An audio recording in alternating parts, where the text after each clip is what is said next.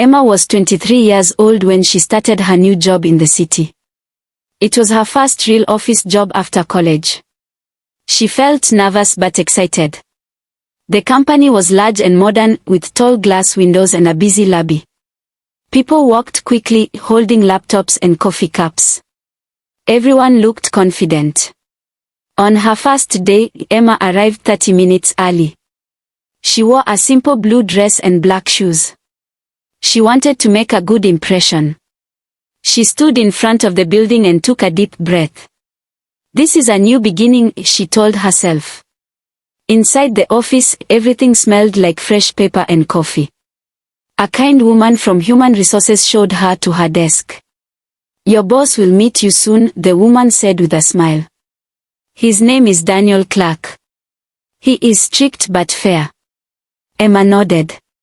She had heard about Mr. Clark. He was young for a boss, only 32 years old. He worked very hard and expected the same from his team.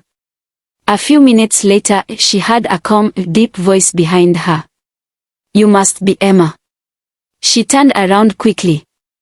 A tall man with dark hair and serious eyes stood there. He wore a grey suit and held a tablet in his hand.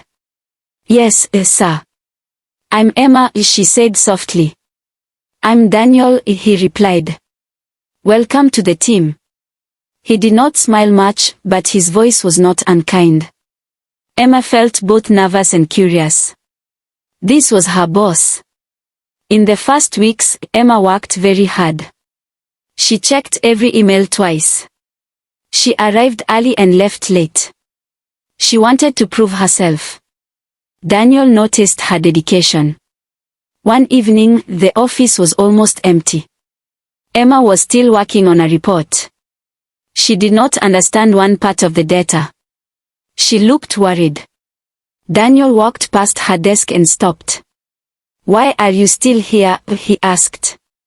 "I want to finish this report," she said. "But I think I made a mistake." Daniel pulled a chair and sat next to her. He looked at the computer screen. "You did not make a mistake," he said after a few minutes. "You just need to change this number here." He explained everything patiently. Emma listened carefully. She felt grateful. "Thank you, sir," she said. "Call me Daniel," he replied quietly. From that day, things slowly changed. Daniel began to trust Emma with important tasks. He invited her to meetings. He asked for her opinion. At first, she was surprised. "Why are you asking me?" she once said. "Because you are smart," he answered simply. Emma's cheeks turned red. No one had said that to her before in such a direct way. Weeks became months. Emma learned a lot. She became more confident. Daniel also changed. He smiled more when she was around. He asked about her family and her dreams. One rainy evening, the power suddenly went out in the office. It was dark and quiet. Only the sound of rain filled the room. Emma felt scared. "It's okay," Daniel said calmly. "The generator will start soon." They stood near the window, watching the rain fall over the city lights. "Why do you work so hard?" Emma asked softly. Daniel was silent for a moment. "My father built this company," he said. "After he died, I promised to protect it." "I'm sorry," Emma whispered. "Thank you," he replied. That night, they talked for a long time. Not about work, but about life. About fear. About responsibility. About loneliness. Emma realized something. Her boss was not only a strong leader.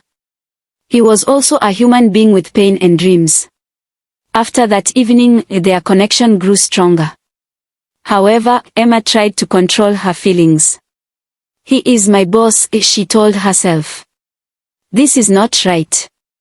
One day, Daniel asked her to join him for a business dinner with an important client. Emma felt nervous again. She wore a simple black dress and tied her hair neatly. At the restaurant, Daniel looked at her for a moment longer than usual. "You look very professional," he said carefully. Emma smiled. "Thank you." The dinner went well. The client was happy. After the meeting, Daniel and Emma stayed at the table. "You did a great job tonight," Daniel said. "So did you," Emma replied. There was silence between them. But it was not uncomfortable. "Emma," Daniel began slowly, "I want to tell you something. If this makes you uncomfortable, please tell me." Emma's heart beat faster. "I respect you," he continued. "Not only as an employee. I care about you." Emma looked down at her hands. She felt warm and afraid at the same time. "Daniel," she said softly, "I care about you too. But people will talk." "I know," he answered. "That's why I waited so long." They decided to be careful. They did not tell anyone. At work, they remained professional. But outside the office, they sometimes met for coffee or dinner.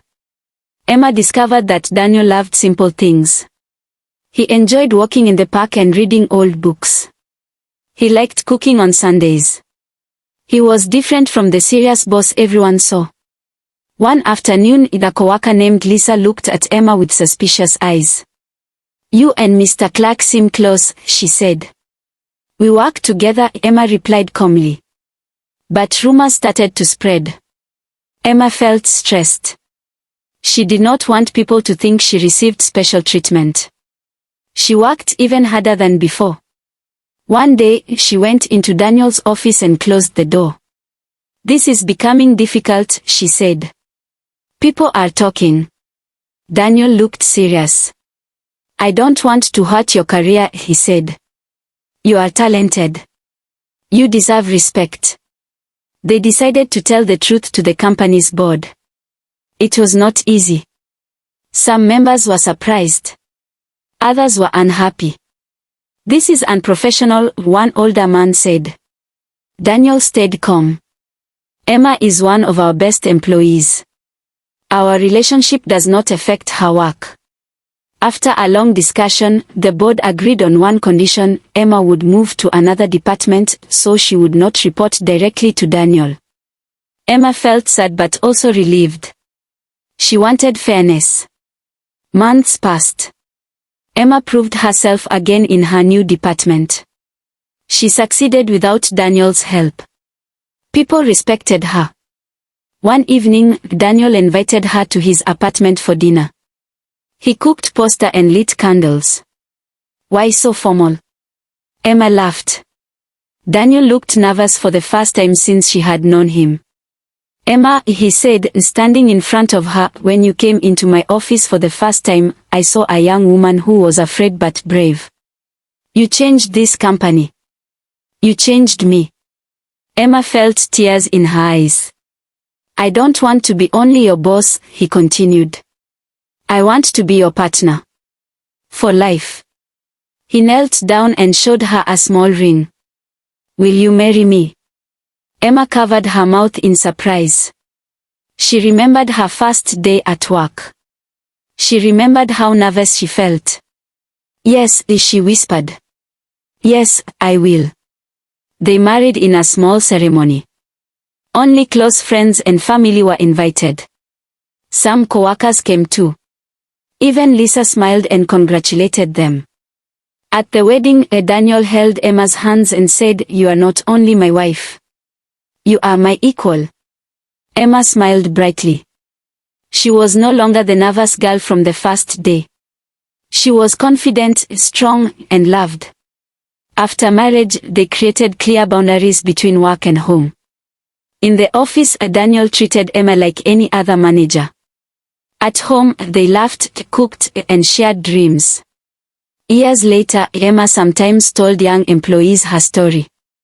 "I married my boss," she would say with a small smile. "But first, I worked hard. I earned respect. Love came after trust." And every time she looked at Daniel across the room, she remembered that rainy night in the dark office when two lonely people began to understand each other. Their story was not only about romance. It was about patience, respect, and courage. Emma learned that love is not about position or power. It is about equality. Daniel learned that leadership is not only about control. It is about listening. Together, they built not only a successful company, but also a strong marriage. And sometimes, when new employees entered the building looking nervous and hopeful, Emma would smile gently, because she once stood in their place, not knowing that her future husband was waiting just around the corner.